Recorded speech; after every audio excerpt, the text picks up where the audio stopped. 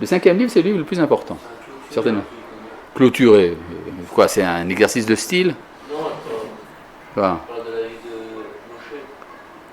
C'est le discours de Moshe, dans lequel il reprend toute la Torah. Mais, là-bas, la Torah apparaît dans 2 dimensions. Celle de Dieu vers Israël et celle d'Israël vers Dieu. Et donc, ça se dessinerait comment? Par 2 flèches. 2 flèches. Une. Exactement. D'accord? Donc, vous voyez bien que même sans tableau, on peut tout expliquer. Mais, essayons de voir les choses un peu mieux. Il y a, dans la Torah, il y a une mida qu'on appelle Semuchim. Vous savez ce que c'est Semuchim? Smuchim, c'est un mot d'interprétation de la Torah qui consiste à dire que quand il y a 2 versets qui sont accolés l'un à l'autre, qui ne parlent pas de la même chose, c'est pour nous enseigner une halakha. D'accord? Et parce qu'on suppose que l'ordre des versets vient nous enseigner quelque chose. Par exemple, la Torah dit Lo tilbash sha'atnez, tsemer ou fishtim yardav. Tu ne porteras pas de sha'atnez, du lin et de la laine et du lin ensemble. Ça, c'est un verset. Quel est le verset juste après? Gedilim ta'aselecha. Tu vas te faire des franges à tes vêtements, c'est-à-dire les tzitzit.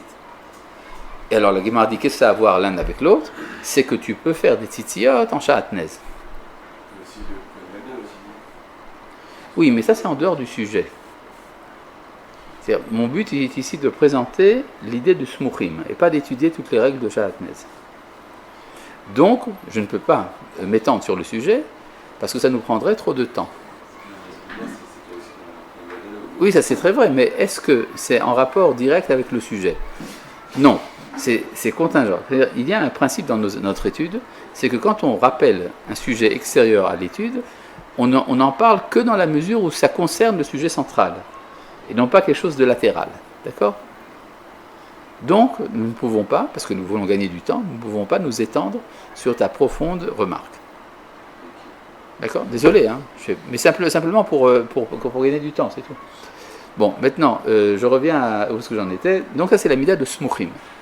Qu'est-ce qui est supposé dans ces Smuchim? C'est que l'ordre de la Torah est un ordre qui nous est connu et que nous pouvons analyser et en tirer des halachot. Mais, à ce propos, il y a une controverse entre Rabbi Yehuda et les Chachamim. Rabbi Yehuda, lui, n'admet pas la mida de Smuchim.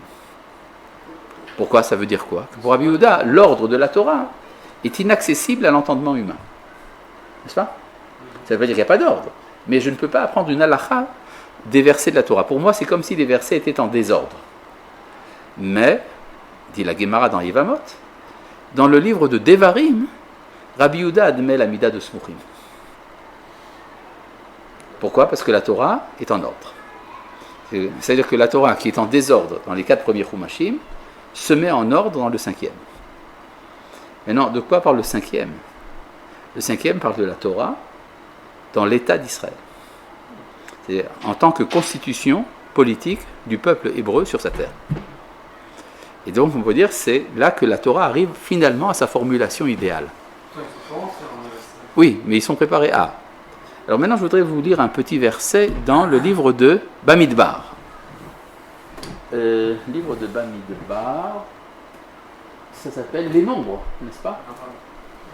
Les Nombres. Et du coup, juste au moment où il voulait rentrer en Israël, il a écrit le livre des Baruch. Juste avant. Exactement.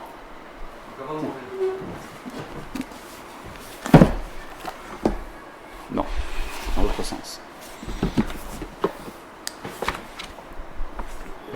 Dans Beha Alotecha. Ah, chose importante. Qui est le personnage central de Bereshit? Abraham, Yitzhak et Yaakov, les Avot. Ça, c'est dans toute la Torah. C'est dans toute la Torah. Mais, non, Adam Arishon, non. Mais Abraham, Yitzhak et Yaakov. D'accord. Maintenant, Shemot, Moshe et Aaron. N'est-ce pas? Moshe et Aaron sont les personnages centraux de Shemot. Dans Vaïkra, les Kohanim. dans le livre de Bamidbar, les Lévi'im. Bien sûr, ceux qui portent la Torah dans le désert. Et dans Devarim, Israël. Cohen, Lévi, Israël. D'accord? Donc en fait, ça peut être aussi David, on peut dire. Pourquoi je vous dis tout ça? Parce que... Oui, maintenant, c'est le livre du roi. C'est ça le livre que le roi lisait d'ailleurs, en public. Quand le roi lisait en public la Torah une fois tous les 7 ans, eh bien il lisait le livre de Devarim. Non, pas tout, une grande partie. D'ailleurs, c'est la raison pour laquelle, le soir de Hoshana Rabbah, on lit le livre de Devarim.